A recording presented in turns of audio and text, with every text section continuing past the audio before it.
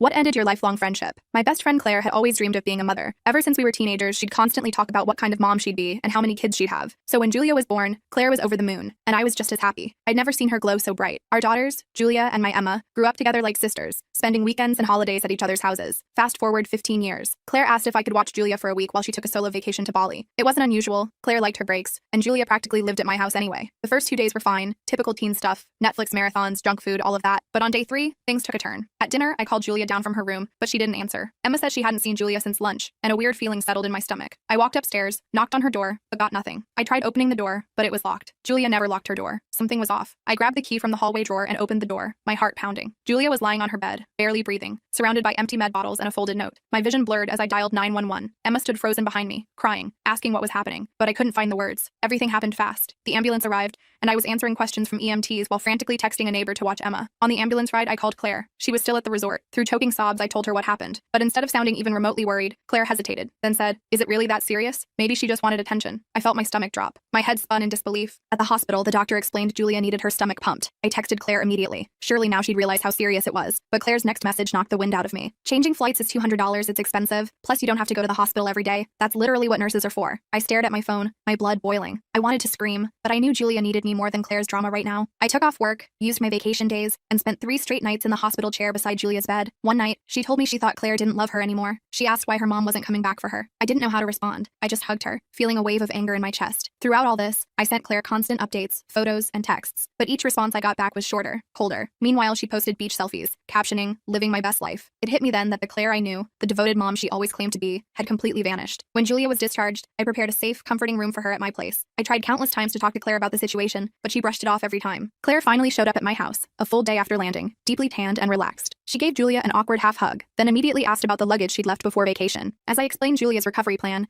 Claire's eyes darkened, her jaw tightening with every word. Suddenly, Claire snapped. She stood up, accusing me of parenting her child behind her back. Her voice got louder, and she started shouting about me overstepping boundaries and blowing things out of proportion. "It was probably just for attention," she spat. That's when I heard a choked sob from the hallway. Julia stood frozen, tears streaming down her cheeks. Claire barely glanced at her daughter. My heart pounded. "Are you kidding me?" I shouted. I yelled at Claire that she chose the beach over her dying daughter, but Claire just scoffed, rolling her eyes. "Teens are dramatic. You should have known better." That was it. I snapped and unloaded everything. I told her she was selfish, that she'd consistently put herself first, that Julia's life was apparently only worth $200 to her. Claire's voice lowered, venomous and cold. "You don't understand what it's like needing a break from your kids." At that exact moment, something between us shattered completely. I saw who Claire really was, and I knew instantly our friendship was beyond repair. Claire grabbed Julia's bag and demanded she leave, but Julia locked herself in my bathroom, sobbing uncontrollably, refusing to go. And that's when Claire lost it. She began yelling, accusing me of kidnapping her daughter, and before I knew it, her phone was out, and she was calling the police. I can't tell you what Claire did next. The rest of the story is on my channel and linked below.